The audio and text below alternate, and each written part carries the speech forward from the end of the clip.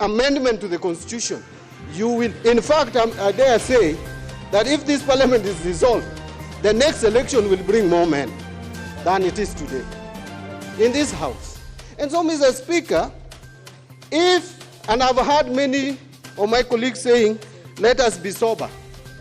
I also want to repeat that let us be sober. And by the way, this thing is, the reason why this thing has been failing is because of the attitude of sometimes of our female colleagues.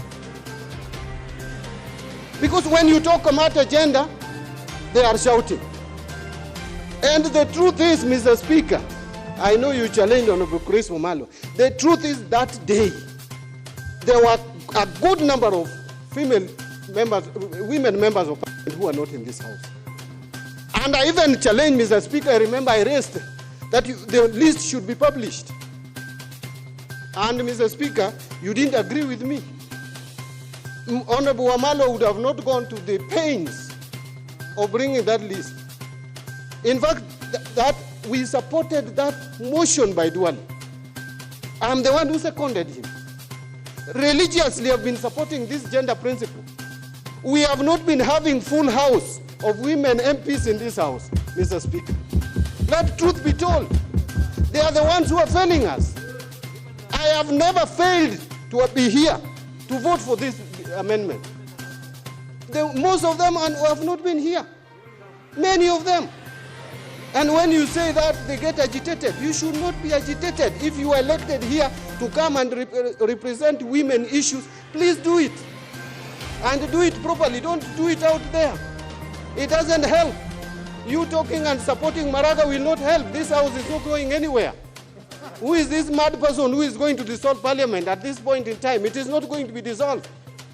And by the way, Mr. Speaker, the only route to solving this issue is BBI. That is the only route. We will talk all the language we want to say, but the only route is again to go back to the people of Kenya. In fact, I'm looking at this constitution and I'm seeing the mischief.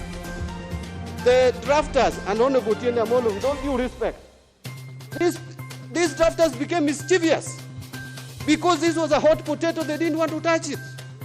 They left it. Why did they touch the county assemblies? It is very clear. It is explicit.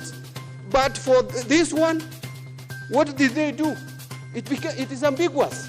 In fact, Mr. Speaker, if you strictly read this constitution, even that Article 261 that we are talking about, Article 261 is addressing itself to those provisions under the 5th schedule to the Constitution. And by the way, we were burning midnight oil here. There are only 6 members of parliament, Mr. Speaker, who have served this parliament, in this parliament longer than I have. And Mr. Speaker, I remember very clearly, we could legislate up to midnight. The leader of majority, you can bear me witness. And we passed almost everything that was in the 5th schedule. This provision of Article 100 is not even clear that it is the 2/3.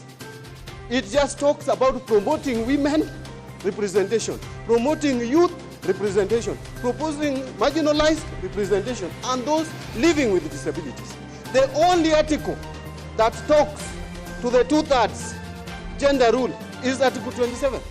And Mr. Speaker, there is no provision in this constitution that gave timeline, Mr. Speaker. Just the same way, this same constitution under Article 261 has left it without setting timelines for the president.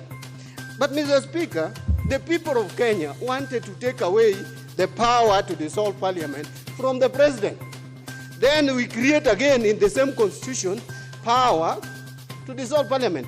These are contradictions that must be addressed. And Mr. Speaker, I wanted just to speak to the fact that as members of parliament, let us not dwell so much on whether this house is going to be dissolved or not, because I know it is not going to be dissolved. What we need to talk to now is the inconsistencies in this constitution. Are there issues that before BBI report is out, because I think something can still be changed at this time, we should change them. Mr. Speaker, and I'm not saying that we remove the 2/3 gender rule. The 2/3 gender rule is important.